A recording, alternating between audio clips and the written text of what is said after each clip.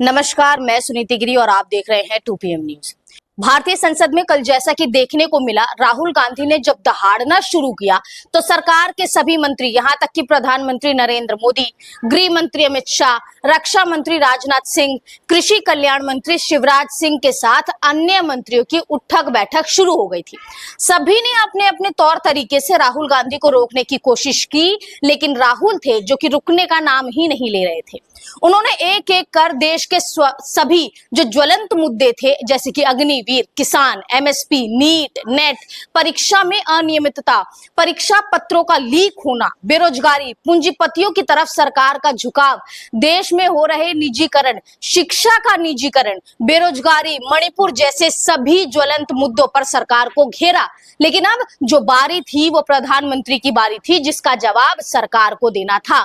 लेकिन आज मोदी जी ने अपने भाषण में 45 मिनट तो कांग्रेस को कोसने में ही गवा दिए, उसमें अपना समय बर्बाद कर दिया।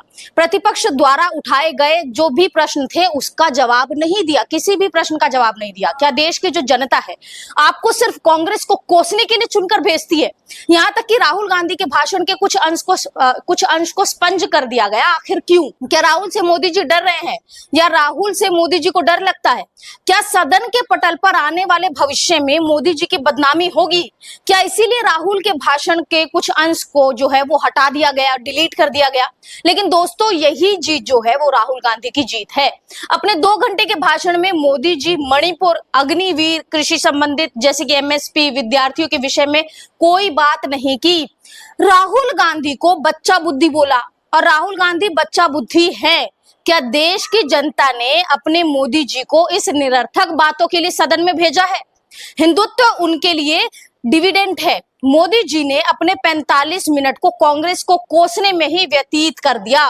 लेकिन दुख की बात यह है दोस्तों कि देश में नेता प्रधानमंत्री जी को काफी शोरगुल के बीच में अपना भाषण रखना पड़ा।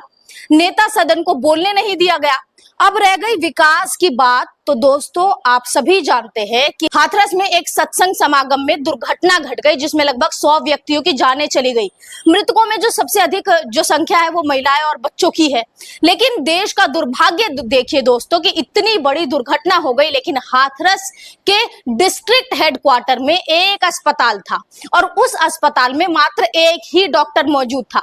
सुविधाओं के नाम पर कुछ भी मौजूद नहीं था। एक एम्बुलेंस की सुविधा तक नहीं थी। घायलों और मरीजों को ट्रकों और निजी जो गाड़ियां होती है उसमें भर भर कर जानवरों की तरह अस्पताल ले जाया गया। हाथरस में डबल इंजन की सरकार है और वहां पर डबल इंजन की सरकार होते हुए वहां पर इंफ्रास्ट्रक्चर के नाम पर जीरो, कुछ भी नहीं है। लोगों को मुफ्त में अपनी जान गंवानी पड़ी। विकास की ढोल की पोल एकदम से बाहर आ गई। जीरो टॉलरेंस की करप्शन जिसको मोदी जी कहते हैं कि 2014 के पहले था, वे अभी भी अयोध्या की बरसात में मंदिर में पानी टपकना और रामपथ का जलमग्न होना, देश में एक के बाद एक हवाई अड्डों के छतों का गिरना, बिहार में 11 दिनों में 5 पुलों का गिरना, चीख चीख कर विकास की गाथा की कहानी गढ़ रही थी। इतना सब कुछ हो जाने के बावजूद मोदी जी ने मणिपुर के म का उच्चारण भी नहीं किया। आज भी वही हुआ जैसे कि पुलवामा कांड में हुआ था। उस समय भी मोदी जी अपनी शूटिंग में व्यस्त थे। आज भी हाथरस में दुर्घटना घट गई, 12 बजे घटी, लेकिन ऐसा कभी भी नहीं हुआ कि मोदी जी ने उस खबर को दोहराया हो या बोला हो कि कुछ भी हमें दुख हुआ है। अपने दिमाग से सोचकर बताइए दोस्तों कि इस वक्त कौन किस पर भारी पड़ रहा है। इस वीडियो पर आपकी क्या राय है हमें कमेंट बॉक्स में जरूर बताएं और जाते जाते इस वीडियो को लाइक, शेयर, सब्सक्राइब जरूर करें। तब तक के लिए नमस्कार।